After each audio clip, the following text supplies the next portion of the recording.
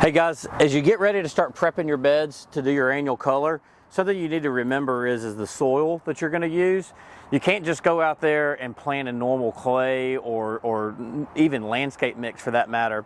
You got to make sure that number one, you've got a bed that's going to be mounded up. It's going to sit up a little higher. It's going to present your color a little better, but it's also going to give plenty of room for your root system to grow. But you got to pay attention to what you're planting.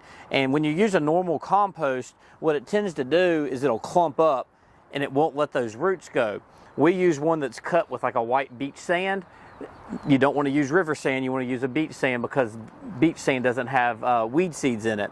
But you can see as I squeeze this, look at how it doesn't clump up and it just falls right through my hands. And what that's going to do is that's going to ensure proper drainage, because drainage and wet roots is one of the leading causes to disease and dieback in your annual color. It's also good to go ahead and add an extra fertilizer here, like a coral pools, Osmocote. There's several different things out there. So anyway, just remember that you're going to probably have to add a little bit of dirt every year when you pull your flowers out, because you're removing soil with the root balls. Make sure it's mounted up a little taller. Make sure you got proper drainage, but make sure you're using a good quality soil to begin with. Hope that helps. If you got any questions, any suggestions, let us know. Look forward to hearing from you.